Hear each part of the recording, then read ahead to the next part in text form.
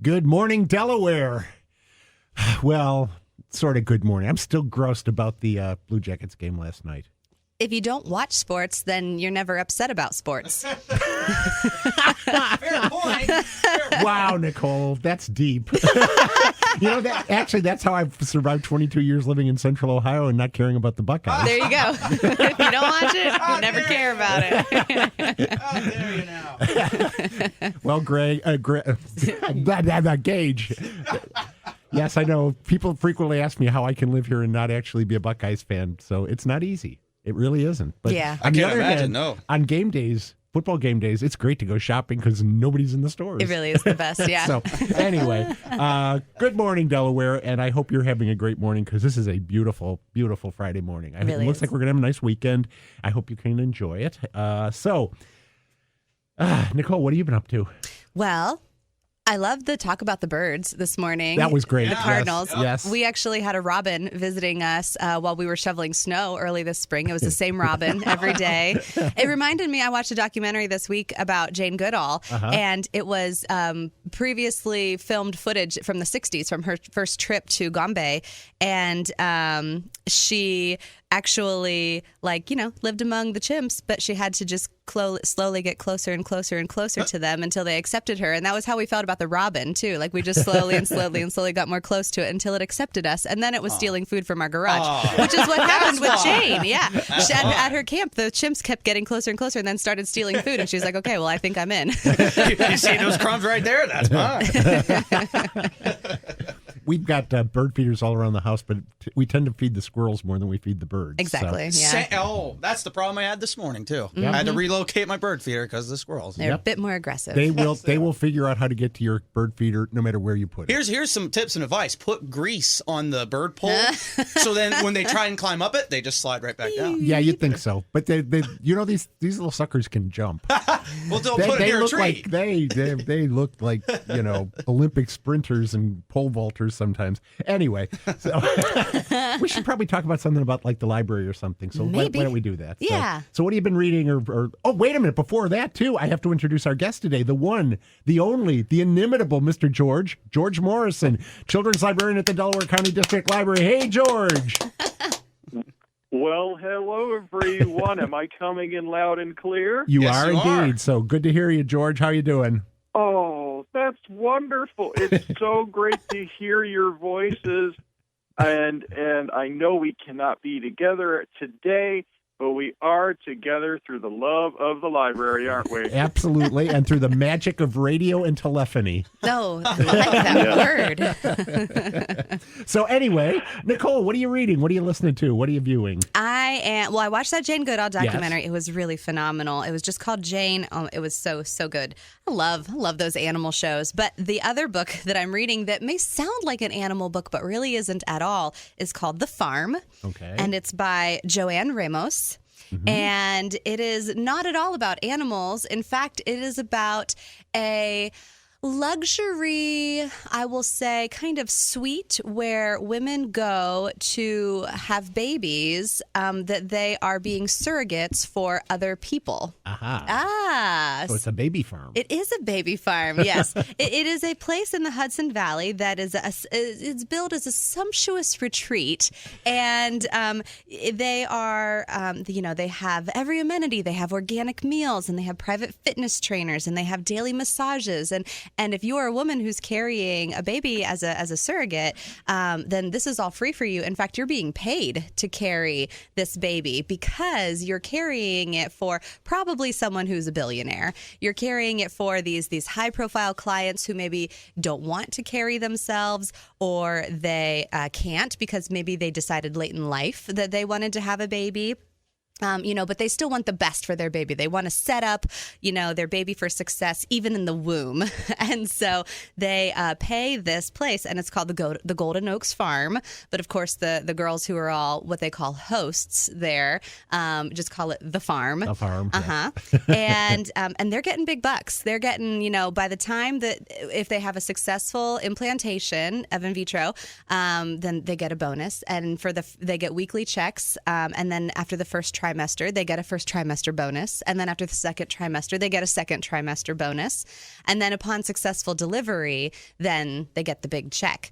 And then if your clients really love you, then you have the ability for your clients to rehire you for maybe a sibling for their child. Womb to let. Exactly. And so, we come to the farm, and the book is told by different perspectives in every chapter. So we learn of Jane, who is a Filipino, and she really was just kind of working the American life. She was doing some housekeeping. She was doing some baby nannying, and one of her friends recommended this to her.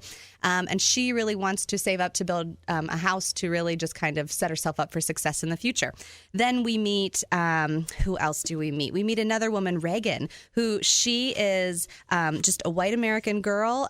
She really wants to be independent from her father, who has a lot of wealth and who thinks that she should be, a lawyer or a doctor, but she wants to be an artist. And so this would set her up for success so that she doesn't have to be tied to her father's wealth. A lot of these women are very altruistic about I'm carrying this baby for this person who's doing good in the world. And some of the women don't care. They're like, I don't care. I'm going to carry a baby and I'm going to get $30,000 out of it, so it doesn't really matter that much. And I get to live for free and room and board and all that kind of stuff. But what the novel really does is it throws into question, what are we willing to sell of ourselves in order to make money? Are we willing to sell? There are people who sell their blood. There are people who sell. Well, you don't necessarily sell blood. You donate blood, but you can get paid. Oh, you can get paid for, yeah. And you can get paid for plasma, right? There are people who sell their eggs. There are men who donate, their deposits. There are all of these, different things that we can get paid for. And how much of ourselves are we actually selling whenever we get to this point? And so it's built as a novel where you're getting to know these girls and it just all seems very simple, but you don't realize what a slippery slope you're really falling down until you get to the end. That sounds really interesting. Okay, it's called The Farm, and the author again? Is Joanne Ramos. Okay, great. George, what are you reading or listening to or kind of feasting on these days? You bet. Well, my boys we're reading a lot together, and there's a great juvenile nonfiction that's a kid nonfiction aimed at third grade and up called the You Choose series, and it is a collection of historical and also survival scenarios in which you choose the path, similar to the What Will You Do, the other series of books that are fiction that you choose what path you go. It's like a video game in print. It's really fun. Yeah. And I just read The Gold Rush. There's also one, it's about Japanese internment camps and one about civil rights. And I really love it because it's a way for children and adults. I give these to adults as well because they're very enjoyable. For adults, it's you get to a point going, at the end of the paragraph, it says, well, do you choose to go down the corridor or do you choose to stay in the building? Do you choose? And then you follow a path of real adventures. And that's what I really love about it. There's about 140 of them. Wow. So we're trying to get through them all. Got to catch them all like Pokemon. Yeah. Oh my gosh, 140! You've got some time ahead of you. Well, luckily they're short and sweet. They're usually about 110 pages or less. So they're quick reads. So they're wonderful for children that are reluctant to read, but when you tell it and sell it, it's like this is like a video game. Yeah. And you can do it over and over. There's different endings. Wow. It really excites children. It gets them excited, and adults too. They're like, that does sound like fun because of video gaming culture, right? That is multi-generational. It's a wonderful series. So check that out. It's called the You Choose series, and I'm really liking it for my children and for myself because it puts you into that person's shoes, literally.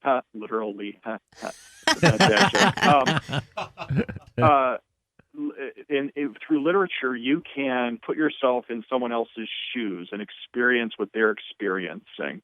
Especially on the subject of Japanese internment camps, it's a history that some adults and children do not know about. Right. And for them to see that perspective and virtually, through literature, live through it is a wonderful road to empathy and understanding for other people's challenges that were forced or thrust upon them. So I'm loving that series. I think love it's great. it. Great. Thanks, George. I happened upon an ad this week for a book that I didn't know existed. It was published last September. Somehow I missed it. But it is a graphic novel version of Slaughterhouse-Five or The Children's Crusade by Kurt Vonnegut. Now, I have to say, Kurt Vonnegut was one of the most influential writers of my teen and college years. I read everything he'd written. And I actually got interested in this by my boss at my very first library. Dan McLaurin was the Children's Youth Services librarian at the branch library I worked in when I first got my first library job, and he recommended Kurt Vonnegut to me and Slaughterhouse-Five to begin with. Yeah. And I fell in love with the book, and I've read it multiple times over the years. And when I saw that there was a graphic novel version of it, I had to have it, and I ordered it immediately. So I actually bought my own copy right away because I couldn't wait for it to get the library copy.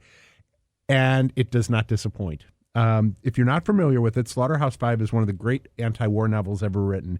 It's marked by a lack of climactic battles, heroism under fire, villains, or any of the traditional icons of war novels. It's just about idiocy, death, and cruelty, basically.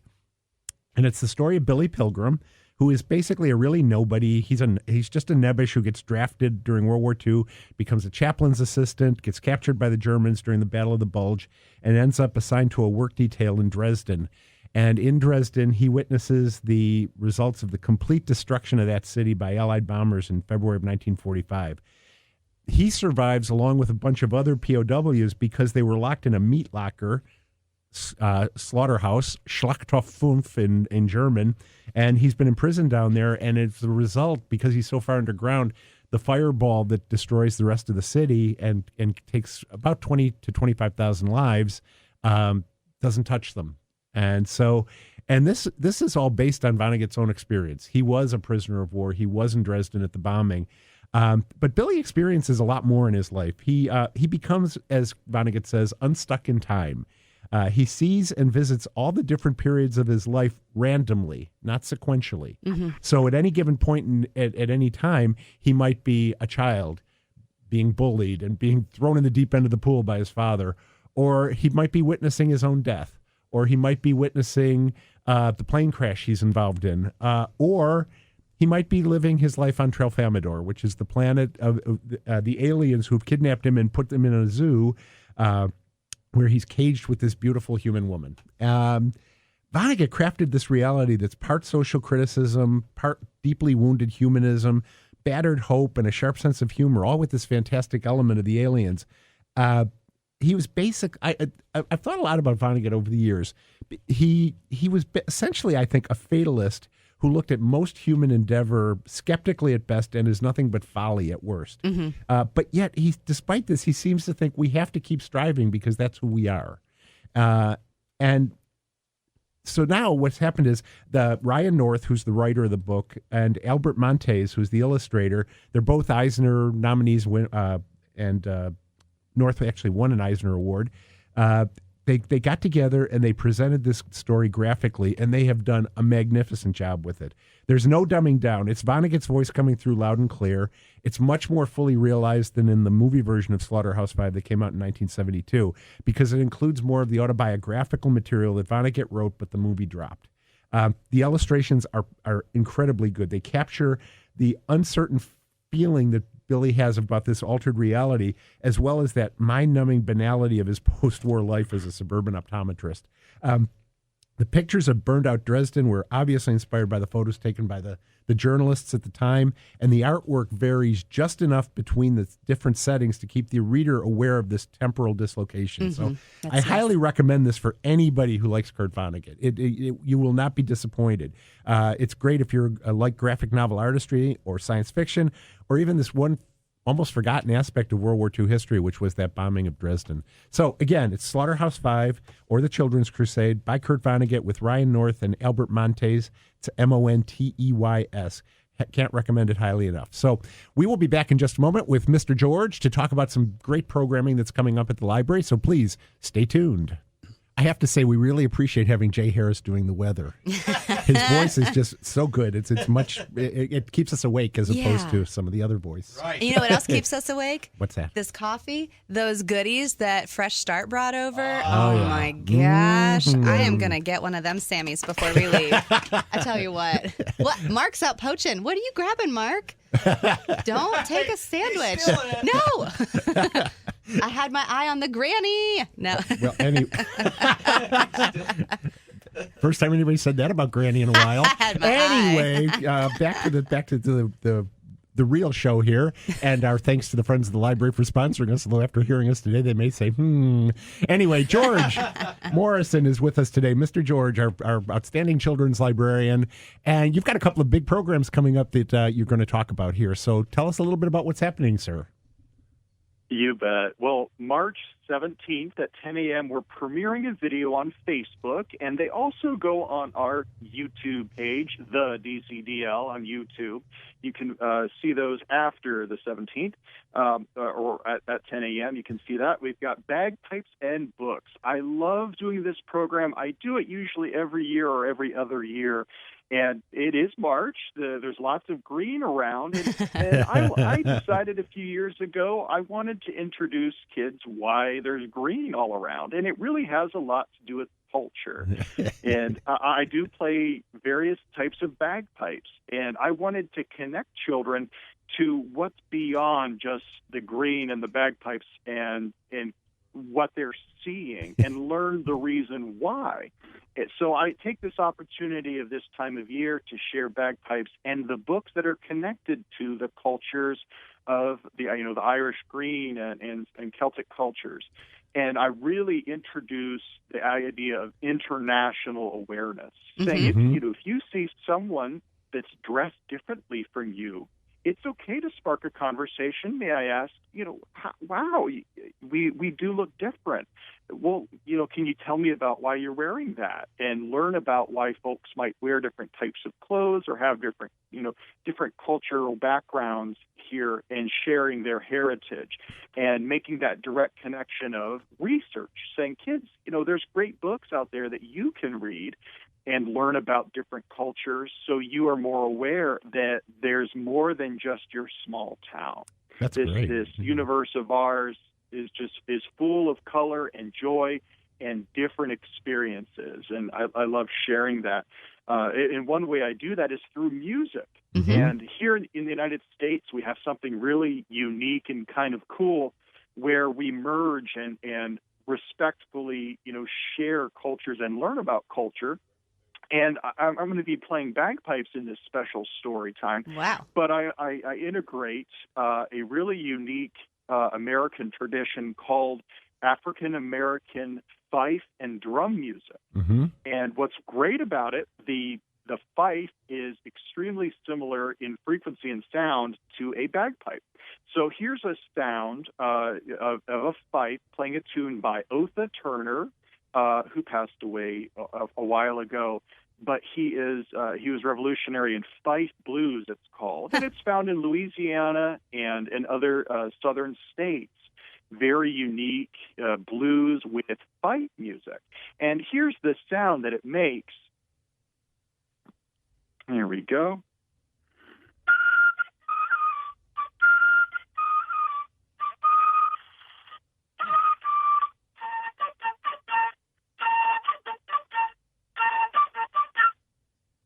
And that sound has a lot to do with blues culture, with marching and merging of cultures in the United States. And what's fun about that program is I play that tune with harmonies. I actually record and play with myself. I do a duet with myself. Nice. And play that tune to kind of represent and show children that you can respectfully honor other cultures by sharing music. And bagpipes are my medium for that because they are played throughout the world. Many cultures have utilized them to play their own tunes, such as in India, in North Africa, and Germany, Russia, the United States, of course, Canada, Australia, Japan. They have bagpipe bands all throughout the world, and they utilize them to share their own cultures by using a specific instrument. That's so that's really a really fascinating. cool program. Yeah, That's great, yeah. It's So fun to investigate. And then the second program that you're doing is also kind of multinational, if you think about the sport you're going to be talking about. Oh, you betcha, eh? Right-o. Beauty. Well, I grew up playing ice hockey and was part of the St. Charles Hockey Club team back in the day. And I still play street puck, as we call it, or street ball hockey. I do that regularly. But I have a special song to introduce this program on March 25th at 6:30. We have a special ice hockey stories for kids featuring local Delaware resident Mary Shaw. She has written some books about Brady, loosely based on her very excitable young son who loves hockey so much. And I love her books, and I love that we're sharing them in Central Ohio. That's kind of an exclusive. There's no other library in Central Ohio that has these books called the Brady Sports Series. We just got them hot off the press, sent from Canada, and we're excited to introduce them. And, well, I've got to introduce this with a special song. Oh, good. This is an international release of a semi-parody. It's called the Delaware Hockey Song. Hello out there, Delaware. It's hockey night tonight. The tension grows, the whistle blows, the puck goes down the ice. The goalie jumps, the player bumps. Nick is his name. Someone roars, Foligno scores. That's the good old hockey game. The good old hockey game is the best game you can name. And the best game you can name is the good old hockey game. Well, what I love about this program coming up is the Brady book series is about a kiddo who overcomes challenges and adversity with his excitement and his interest in hockey. Where the players dash, the skates a flash, the home game is all tied. They grab the puck and go bursting up there, down across the line. They storm the crease like bumblebees. They travel like a burning flame. We see them slide, the puck's inside. The Jackets win the game. All right, George, can you sing with me? Here we go, Nicole. Here we go. The good old hockey game It's the best game you can name. The best game you can name is the good old hockey game. Uno más, one more time. Good old hockey game It's the best game you can name.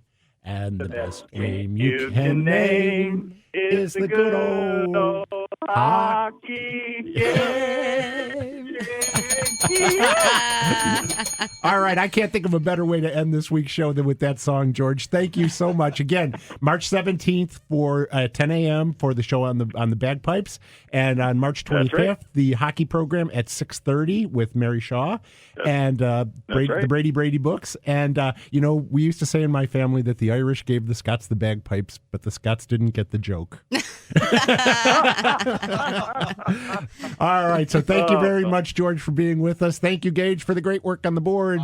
Nicole, always a pleasure. Thanks to our friends at the library, and we will see you in the stacks.